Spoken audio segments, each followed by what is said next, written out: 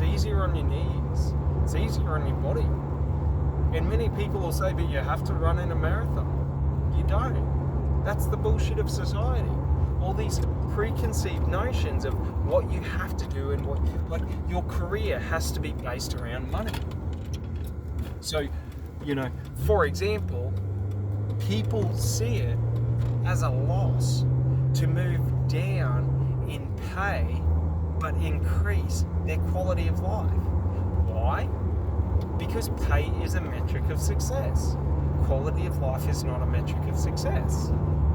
That's a funny thing. The most successful people in life we would not view as having a high quality of life. The people we view as having a high quality of life are usually the least successful in life. So, we have to understand these ideas of success are just fictitious bullshit made up by people who are above you to trap you below them. Do you get it?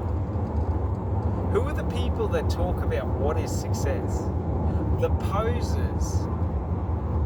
The posers always talk about you have to have $1 million business, you have to have this, you have to have that. All the posers say that. Why? So they can create a separation to where you feel that you can't achieve what they achieve.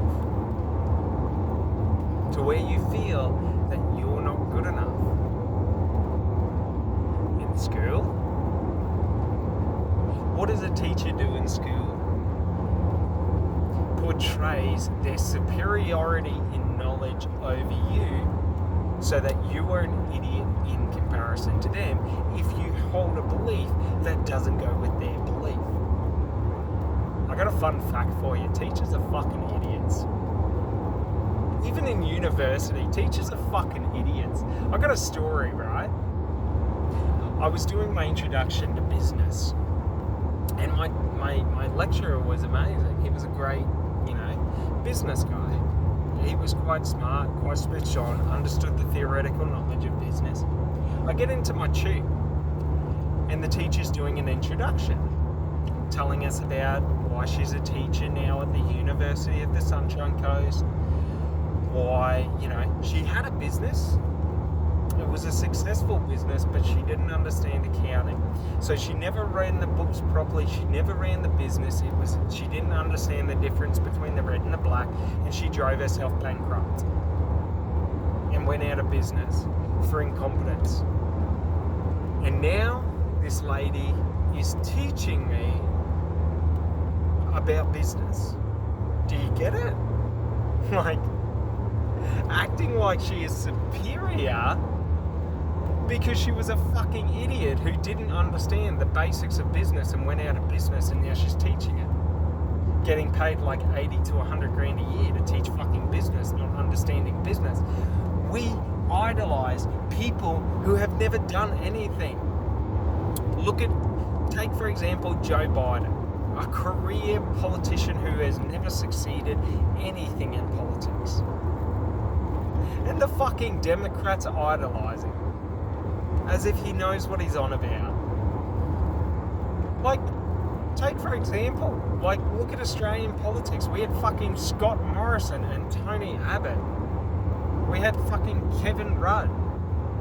All these amazingly so-called smart people who were fucking idiots. Why? Because of their ego. Because they're posers. Because of their bravado. That's the fucking stupidity. So understand this, self-belief and ego are not linked. It is not egotistical to say if I put in the work, I will succeed and achieve the goal. It's egotistical to say that I am the best, that I know the right way. Do you get it?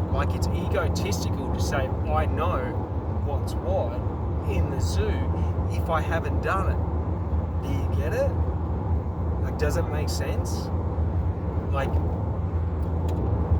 For me in life, I have this great distaste and hatred for posers. I call them betas. Beta males. Now, what a beta male is they're not an alpha, They don't understand the meaning of leadership. They don't understand the meaning of responsibility. They don't understand the meaning of commitment. They're fucking betas. And they go around and they think what makes them important is their physical appearance. They think what makes them important is their knowledge. They think what makes them important is their violence, is their aggressiveness, is their success, is this and that. It's everything that is external to them that they think is important. Do you know what is important to an alpha? A true alpha? Responsibility, commitment, ownership, accountability. Do you get it? I don't front that I've achieved all these different things to get people's attention. What gets people's attention is being willing to take responsibility and accountability for every word that I say. Do you get it? For the actions that I do, for how I live. So anything in life that I talk on, I learned as a child, never talk on something that you are not a master in. If you do not understand something to the level where you can manipulate it yourself, pretend like you know nothing. Because unless you can manipulate it, unless you can bend it at your will, you do not have control or power over it. So what do I mean, bend it at your will? Let's say you understand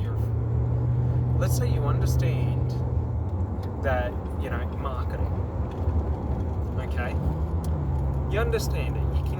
You can sort of do it, You're not the top 10%. You're not the best. You can't create a unique strategy of your own yet. You're still implementing other people's strategies and looking to improve and optimize. Do you get it? Like, that's how we learn. We learn by doing what others do. Do you get it? There's no way to learn something. Well, we can learn by doing on our own. But in truth, typically it's very, very hard to do something no one has ever done before, because the idea is never quite right. It's never complete. You don't see everything. So we have to go with a fundamentally flawed thesis and then work it until it becomes, a truly robust thesis that is defendable, that is accurate, that has validity. Okay? What we don't do is we don't go with someone else's thesis and act as if it's our own and we created it when we don't understand it, because you cannot create or manipulate. So what happens is you talk as if you've created this, when in actual fact, all you can do is imitate it. Do you understand? Like, all you can ever do is replicate. Like, that's what all these fucking gurus, wannabe gurus are.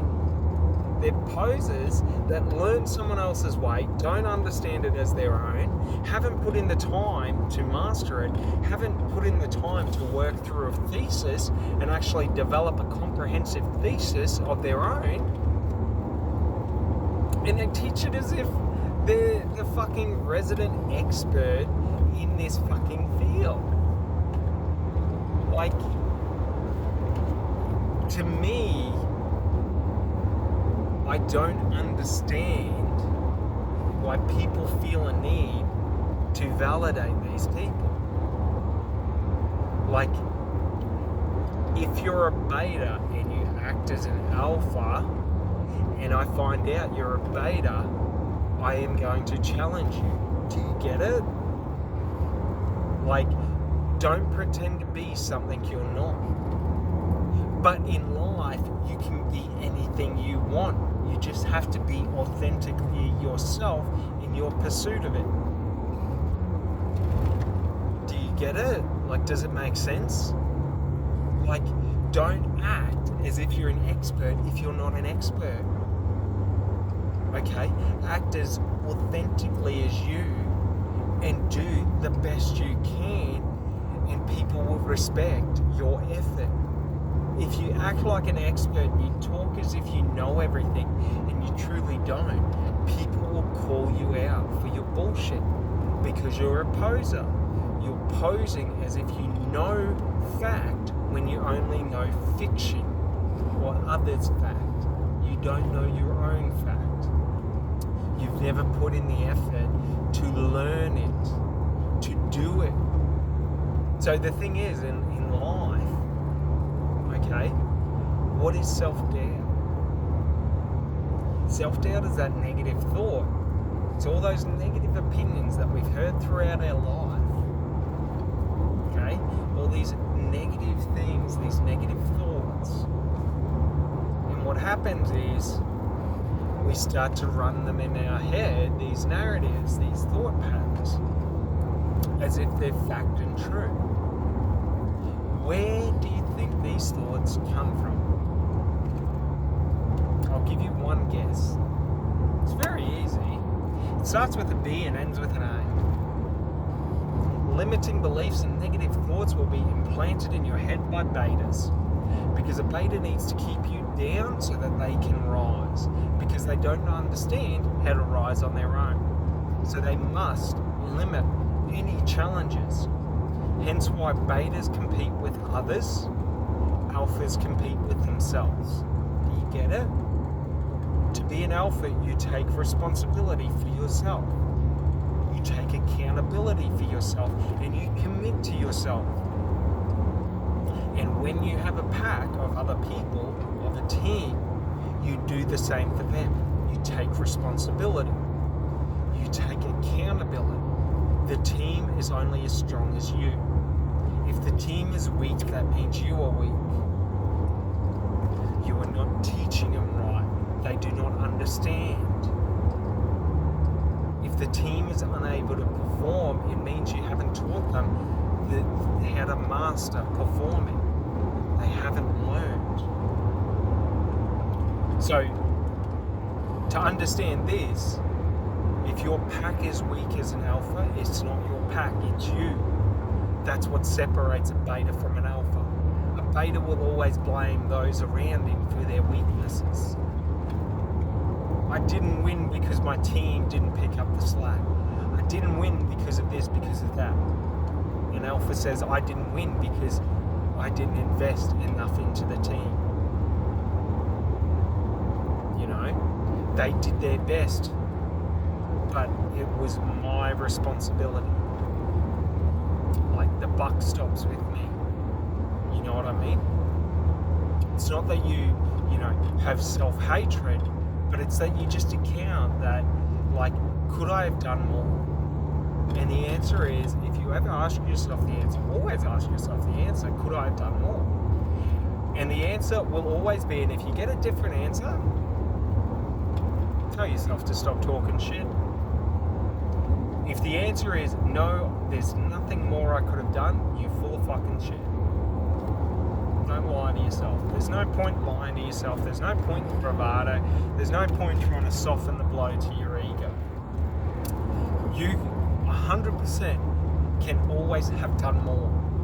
There is no, I couldn't have done anything else. I did everything I could have. Let's say you train 18 hours a day for 6 months, coming up to a big challenge. Could you have done more? Yes. You could have trained 24 hours a day. Do you think that level of training is valuable? No. Because you need rest and recovery. So if you're training out 18 hours a day, could you have done more? Yeah, you could have done more rest and recovery. You could have done more efficient workouts. You could have, done more high exertion over shorter durations. Like, there's many different ways to achieve your goals. But the answer is, you can always have done more. You can always have done different. But that's not the question. The question isn't always, could I have done more? Could I have done different? No. It's that we just got to understand and comprehend the workload in front of us and just do the work. That's the thing. There's no more or less. If I do more work, the work is done quicker. If I do less work, the work takes longer. If I want to achieve my goals in life, there is a set amount of work that has to be done for me to be able to achieve them. For example, if I want to build an audience, I must create content. I must post content. It doesn't matter if that content is effective or not. If I want the results that others have and I want to imitate others, I must imitate others. If I want to be authentically me, I must be authentically me. It doesn't matter. It's just, what do you want in life? Do you want to be a follower, a beta, or do you want to be an alpha, a creator? That's the difference. It's the only difference in life. A beta looks to follow a trend. Have you noticed all these fucking dickheads out there with these fucking $1,000 shoes, and they think that it validates how valuable they are as a person because they went and fucking blew $1,000 on $50 shoes for a brand. $50 fucking shoes. There is no inherent value in those shoes. You might say, oh, it's cultural, it's an investment, it's pop culture trends. Great. Stop fucking lying to me. It's a $50 fucking shoe. That's it. You can act as if it has value, right? So it's all these dickheads going out there buying $1 million places. Like, look at Sydney and Melbourne. The average 3 to 4 bedroom house is between $1 to $1.5 million. If you buy that house, you haven't bought $1 million house. Like, it's not $1 million house. You have spent $1 million for a $300,000 property. Do you get it? It's not that that property is more valuable. It's just the bullshit people tell each other to perceive value. Oh, I live in the city. Oh, I live in this suburb. Oh, I live near this school. Like, the inherent market value of that property, okay, is not $1 million. So while you may have spent $1 million on that property, like, it's perceived value, which means if people don't perceive it as being worth $1 million, it's not worth $1 million. Our whole economy is based on perceived value, not market value, perceived value. Why do I say that? Look at everyone trying to create specific brands to increase the perceived value of their product or the perceived desirability of their product. Like, most people out there, and I find it so funny when I see it on YouTube, but most people, there we go, most people on YouTube, like, the funniest thing, especially with these fucking Twitch streamers, is they have to do all of this stuff to try and sort of, like, they've got to do all of this stuff, like wear costumes, they've got to act stupid, they've got to act like a retard, they've got to act like a beta bitch, because they all do. Look at those streamers, they're all gay as AIDS. They all want to suck fucking dick over in America. Like, that's the thing, their culture's been fucked into everyone wanting to be fucking gay because it's fucking trending, and if you're gay, you get instant success. Look at Budweiser. They tried to follow that model. How did it work for them? Didn't work well. Being inauthentic will only ever lead to you not achieving your result. Because if you're inauthentic, you're going to achieve an inauthentic goal. So you'll never achieve anything authentic in life, being inauthentic. Just like being authentic means you will never achieve anything inauthentic in life.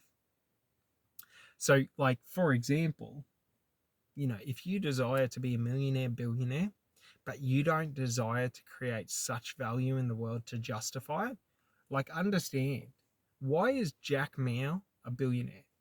Why is Elon Musk a billionaire? Why is Kevin O'Leary a billionaire? Why is Mark Cuban a billionaire?